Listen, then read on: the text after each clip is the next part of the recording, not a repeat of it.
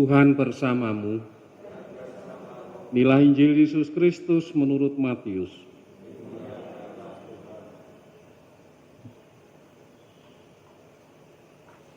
Dalam khotbah di bukit, Yesus berkata kepada murid-muridnya, "Dalam doamu janganlah kamu bertele-tele seperti kebiasaan orang yang tidak mengenal Allah. Mereka menyangka bahwa karena banyaknya kata-kata doa mereka dikabulkan. Jadi janganlah kamu seperti mereka, karena Bapamu mengetahui apa yang kamu perlukan sebelum kamu minta padanya. Karena itu berdoalah begini, Bapa kami yang ada di surga, dikuduskanlah namamu, datanglah kerajaanmu, jadilah kehendakmu di bumi seperti di surga. Berilah kami pada hari ini makanan kami yang secukupnya, dan ampunilah kami atas kesalahan kami, seperti kami juga mengampuni orang yang bersalah kepada kami. Dan janganlah membawa kami ke dalam percobaan, tetapi lepaskanlah kami daripada yang jahat. Amin. Karena jikalau kamu mengampuni kesalahan orang, Bapamu yang di surga akan mengampuni kamu juga. Tetapi jikalau kamu tidak mengampuni orang, Bapamu juga tidak akan mengampuni kesalahan." Demikianlah Injil Tuhan. Saudara-saudari yang terkasih, dalam bacaan pertama,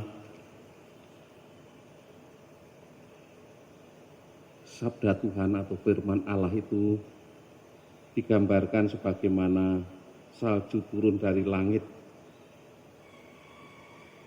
Salju yang kemudian mencair, lalu mengairi bumi, membuat subur, dan menumbuhkan tumbuh-tumbuhan. Memberikan benih pada penabur, dan roti pada orang yang memakan, dan seterusnya. Jadi, sabda Tuhan itu tidak akan kembali dengan sia-sia. Selalu berbuah, karena sabda Tuhan itu penuh daya, seperti kata Paulus. Sabda Tuhan itu memiliki daya kekuatan. Tetapi daya kekuatannya tidak seperti kebanyakan orang menginginkannya. Selalu heboh, selalu bikin gempar, selalu membuat takjub orang. Takjubnya itu bukan karena heboh, karena begitu menggelegar dan lain sebagainya, tapi kadang-kadang hanya seperti angin sepoi-sepoi basah, seperti salju yang mencair lalu menjadi air, tadinya gumpalan-gumpalan es lalu menjadi cair. Kita juga tidak tahu prosesnya itu seperti apa, tetapi tahu-tahu sudah ada air mengairi, menghidupi, menyemangati dan lain sebagainya.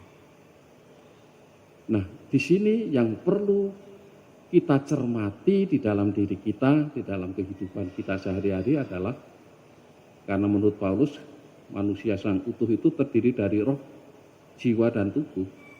Jadi, pertama-tama yang disentuh itu kerohanian kita, roh kita masing-masing.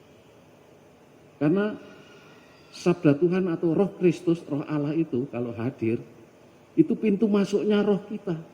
Jadi yang akan merasakan pertama-tama itu roh kita dulu. Karena cara kerjanya roh atau firman Allah itu seperti air. Apalagi air jatuh di sepon. Tidak terdengar. Jatuh meresap. Enggak kelihatan lagi ya. Kalau jatuh di sepon itu.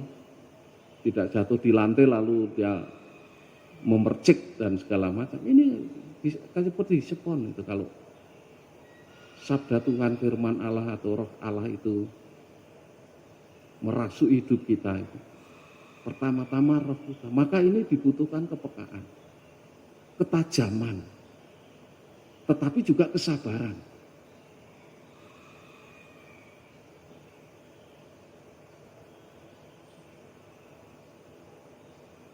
Dan nanti kalau sudah melalui roh, itu lalu masuk ke jiwa. Dalam jiwa itu ada 3 aspek yang akan disentuh, yaitu dimensi intelek kita. Kita lalu akan berpikir, atau kita akan mendapat penerangan, atau kita akan mendapat insight, dan akan menciptakan suasana hati, entah itu tenang, damai, mantap, bergembira, dan lain sebagainya. Bisa juga suasana hati yang negatif awalnya berubah menjadi positif.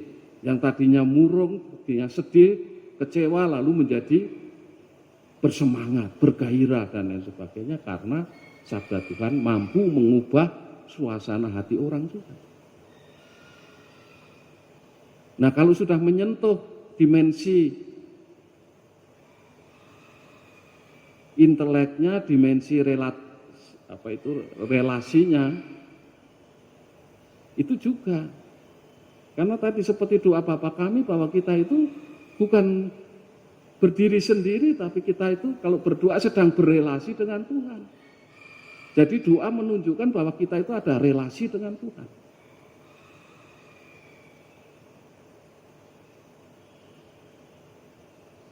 Kita berkomunikasi dengan Tuhan, kita berdialog dengan Tuhan. Ini dimensi afektif. Ini juga disentuh, ini ada dalam jiwa. Lalu tentu setelah suasana hati tercipta, kesadaran akan relasi kita dengan Tuhan, mendapat terang, pencerahan dari Tuhan, lalu akan menggerakkan yang namanya kehendak, dimensi volutifnya. Itu juga disentuh. Itu juga butuh kepekaan, kesabaran, ketajaman batin kita untuk bisa menangkap kehadiran Tuhan yang seperti itu.